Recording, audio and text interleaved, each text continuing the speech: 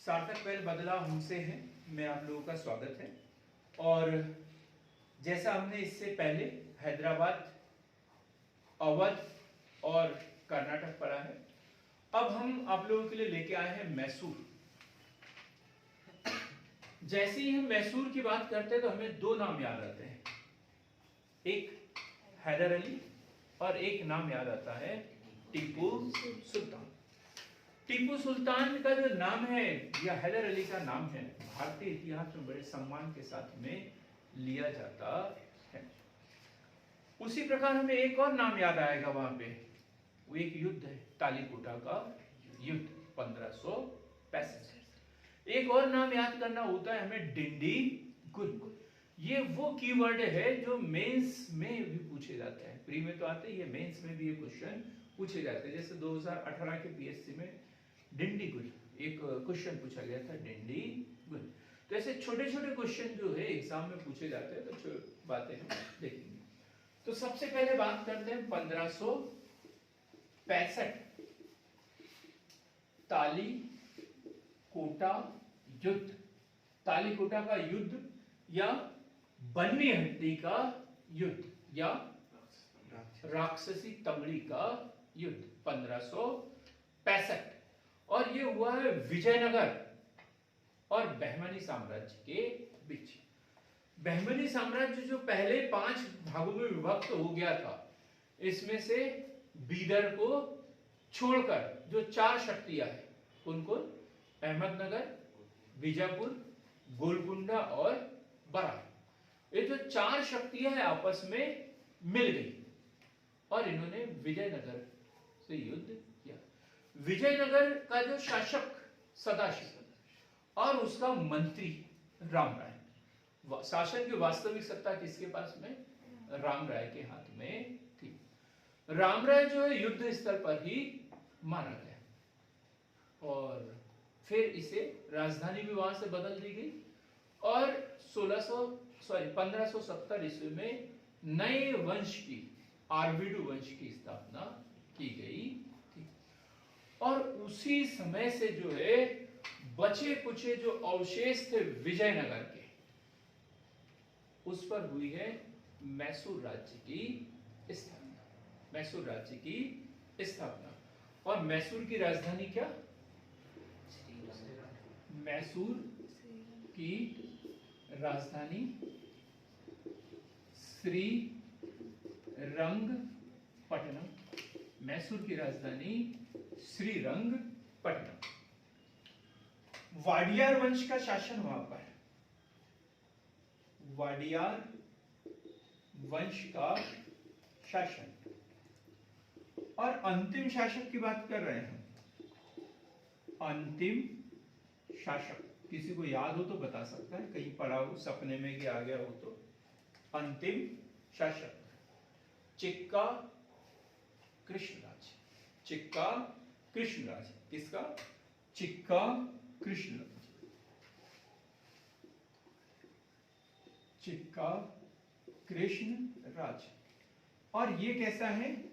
नाम मात्र का। नाम मात्र का। नाम मात्र का है तो शासन की सत्ता जो है 2 लोगों के पास में है। ये तो नाम मात्र का है, तो शासन की सत्ता 2 लोगों के हाथ में, एक देवराज और नंदराज। देवराज व नंदराज। देवराज कौन? देवराज है सेनापति। देवराज सेनापति। तो नंदराज कौन होगा? मंत्री। नंदराज कौन? मंत्री। क्या बात कर रहे हैं? वाडियार वंश का शासन और अंतिम शासक कौन है? चिक्का कृष्णराज। और शासन की वास्तविक सत्ता जो है नंदराज और देवराज के हाथ में। नंदराज मंत्री है और देवराज जो है वो सेनापति है। 1749 की बात करते हैं, 1749। 1749 नंदराज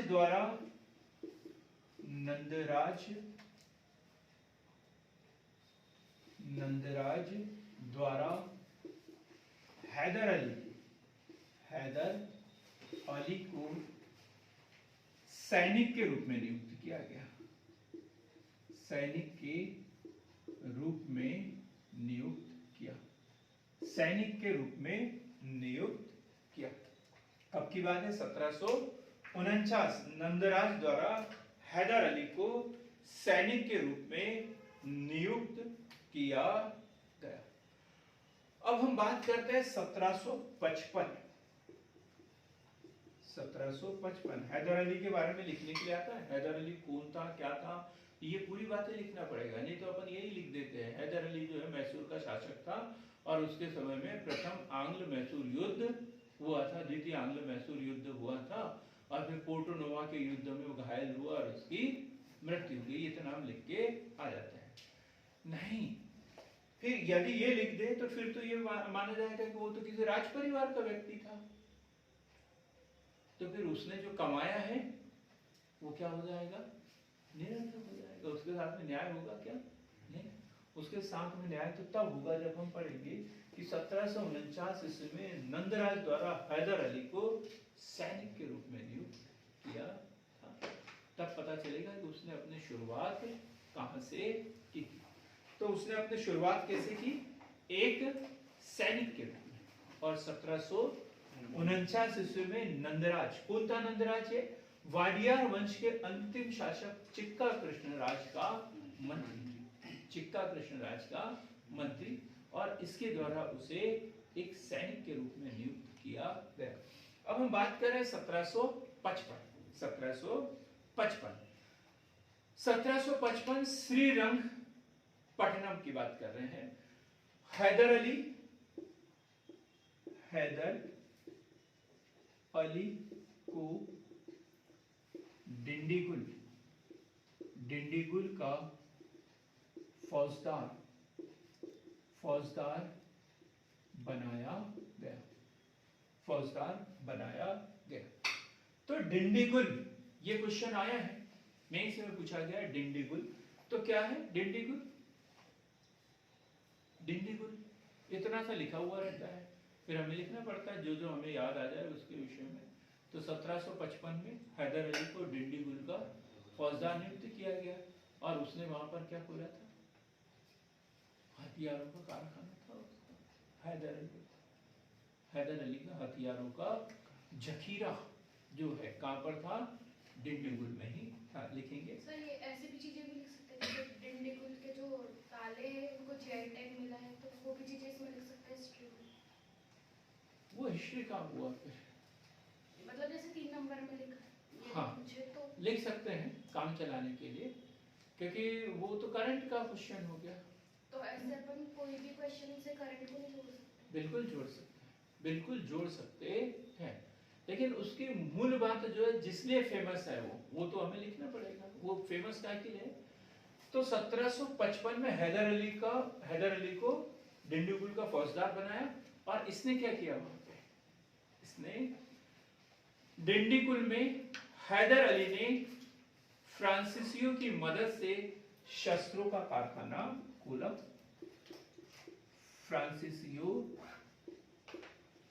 की मदद से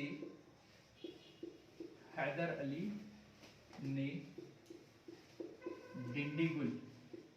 डिंडीगुल में शस्त्रों का कारखाना खोला। शस्त्रों का कारखाना खोला कब? 1755। अब हमारा डिंडीगुल वाला उत्तर कंप्लीट हो गया। अब जैसे इन्होंने बोला कि वहां के तालों के लिए प्रसिद्ध है जिसे जीआई टैग मिला है, तीसरी लाइन हम वो भी ऐड कर सकते हैं। क्लियर हुआ है? अब बात करते हैं 1759 में। 1759 मराठों और मैसूर का युद्ध। यह हैदर अली का नहीं बोल सकते, मराठों और मैसूर का युद्ध। और मैसूर में कौन है उस समय 1759 में? वही चिक्का कृष्णराज और उसके दो देवराज और नंदराज। ये तो डिंडीगुल में है और ये एक फौजदार है, ना तो सेनापति और ना ही मंत्री है। तो इसमें क्या हुआ? मैसूर की पराजय, मराठों से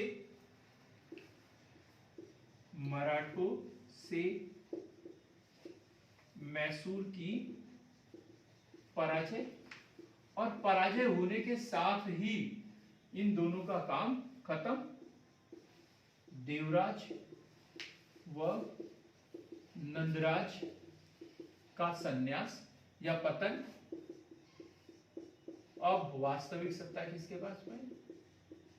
वास्तविक सत्ता हैदर अली के पास में। अब प्रमुख कौन हो गया वहां का? हैदर अली का 1759। तो देखो 1749 में उसे सैनिक के रूप में नियुक्त किया गया, 1755 में डिंडीगुल का फौजदार बनाया और 1759 में मैसूर का सर्वे सर्वा ये बन गया। क्लियर हो गया 1759। अब हम बात करते हैं 1761 बिल्ली के भाग से छीके का टूटना। क्या? बिल्ली के भाग से छीके का टूटना। क्या टूट गया यहां पे? पता नहीं क्या ना, ये तो अंतरात्मा की बात है। हाँ जी, हैदर अली के पास में आ गए हम। नहीं दिया ये मतलब हैदर अली के पास हैदराबाद की, सॉरी मैसूर की रियासत पूरी। कैसे? देवराज और नंदराज की पराजय और वो तो 1759 में खेल खत्म हो गया था। पानीपत का तृतीय युद्ध। अभी बताया ना, वो किससे पराजित हुए थे? मराठों से। तो उनको डर किससे था? मराठों से। 1761 में क्या हुआ? दुश्मन खत्म। अब क्या हो गया? अब तो हमारा ही राज हो गया ना। तो 1761 में पानीपत का तृतीय युद्ध, मराठों की पराजय और हैदर अली के मान सम्मान शक्ति सब में क्या हो गई? वृद्धि हो गई। क्या हो गई? वृद्धि। दो दादा थे उस एरिया में, एक बड़ा भाई और एक छोटा भाई। बड़ा यदि खत्म हो जाए तो छोटा अपने आप ही क्या हो जाता है? बड़ा हो जाता है। इसके साथ में यही हुआ। इसी को बोलते हैं बिल्ली के भाग से छीके का टूटना। तो आप इतिहास को दोहराया करो, याद रखा करो। चुपचाप से मेरी शक्ल देखते रहते हो। तो 1761 में मराठों के पतन से हैदर अली ने स्वतंत्र मैसूर राज्य की स्थापना की। स्वतंत्र मैसूर राज्य की स्थापना की। क्लियर यहां तक? लेकिन मराठे जो है खत्म नहीं हुए थे। मराठे खत्म कब होंगे? 1818। तब तक जो है हैदर अली और मराठों के बीच में छुटपुट लड़ाइयां होते रहेगी। कभी मराठे जीतेंगे, कभी हैदर अली।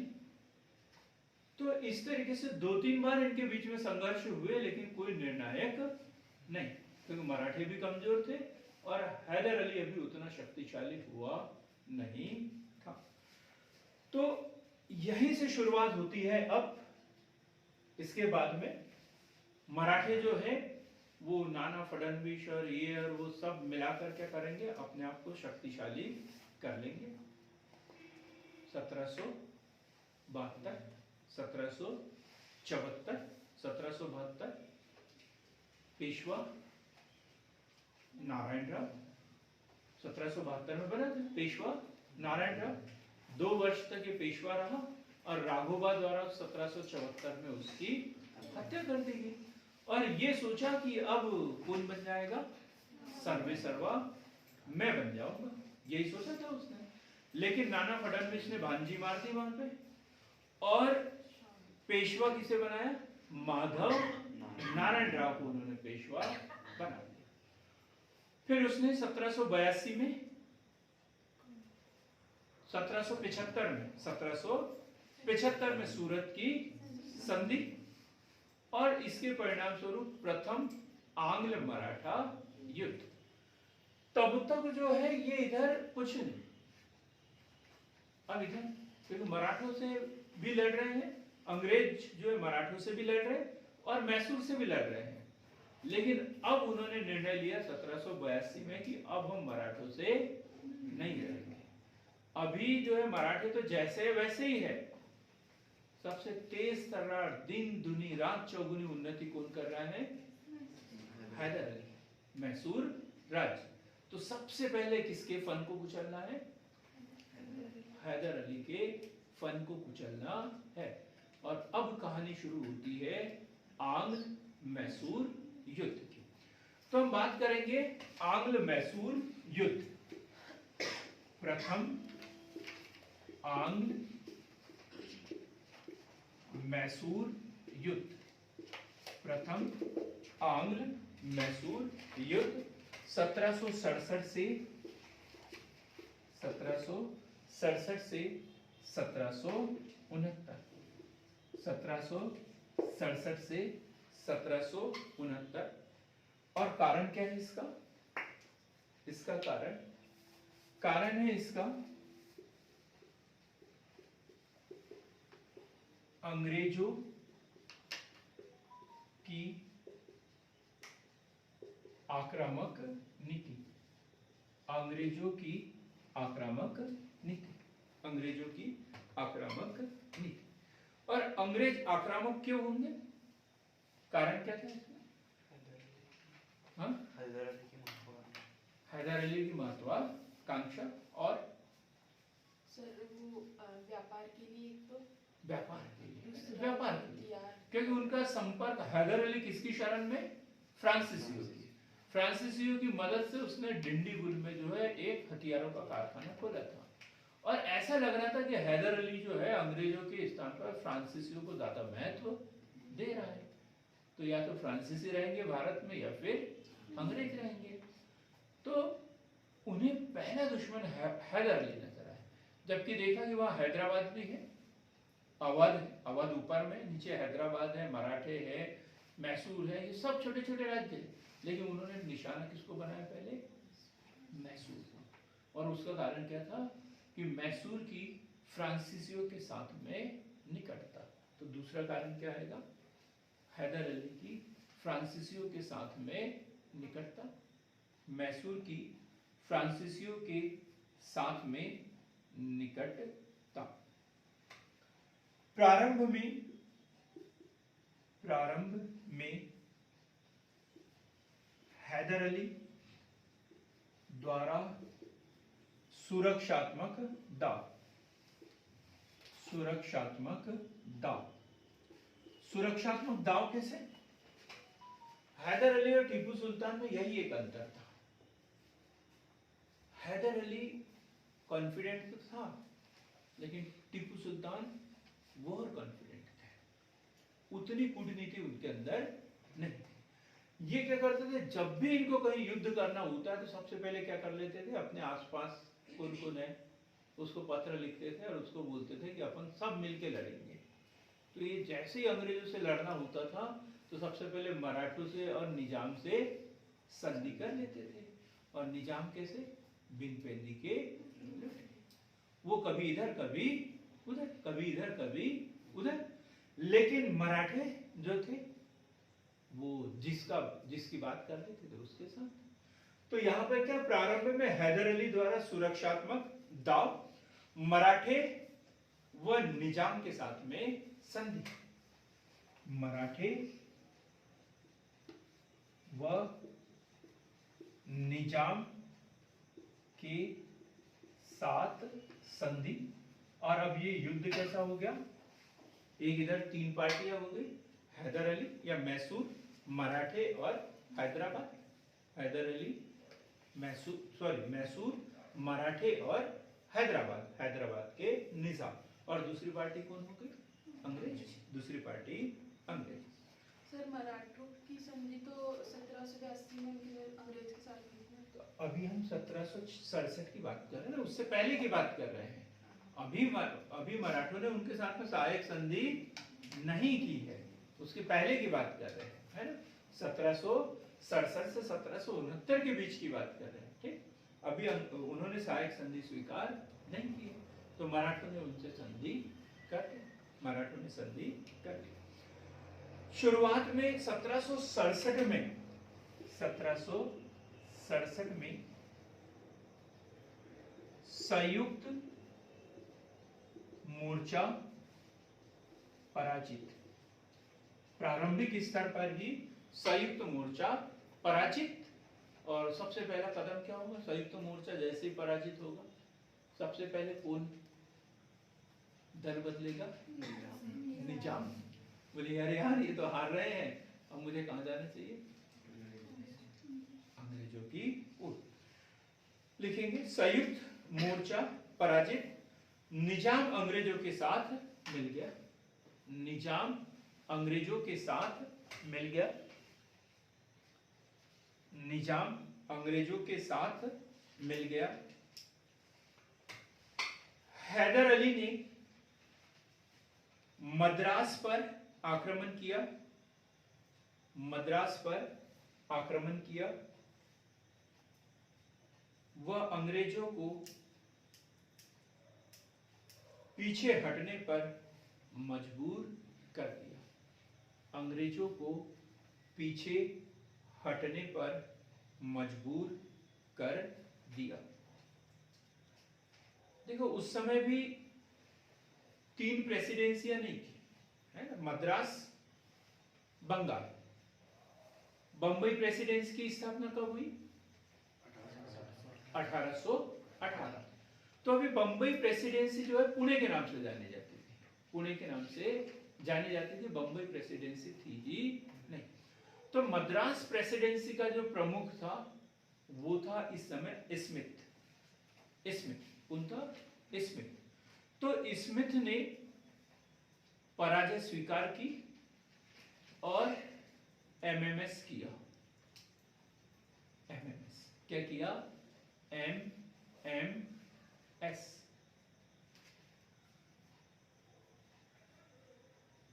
क्या होता है एमएमएस? मद्रास, मंगलोर, श्रीरंगपट्टनम। तो अभी जो संधि हुई है वो कौन सी हुई है? मद्रास की संधि। द्वितीय युद्ध में होगी मंगलोर की संधि और तृतीय युद्ध में होगी श्रीरंगपट्टनम की संधि। ठीक, चतुर्थ में कोई संधि ही नहीं। तो अभी 1767 में संयुक्त मोर्चा पराजित। जो निजाम है वो अंग्रेजों की शरण में चला गया। हैदर अली ने जो हार नहीं मानी और मद्रास पर आक्रमण किया। मद्रास में अंग्रेजी सेना का प्रमुख जो है वो है स्मिथ और वो पराजित हुआ। और यहाँ पे हैदर अली और अंग्रेजों के बीच में कौन सी संधि? मद्रास की संधि। पहली जो संधि हुई है मद्रास की संधि। और प्रथम आंग्ल मैसूर युद्ध समाप्त हुआ। प्रथम आंग्ल मैसूर युद्ध समाप्त हुआ। कभी भी पूछ लिया जाता है कब हुआ था, कौन सी संधि के साथ में समाप्त हुआ? तो कौन सी संधि के साथ में? मद्रास की संधि के साथ में प्रथम आंग्ल मैसूर युद्ध समाप्त हुआ था 1769 में।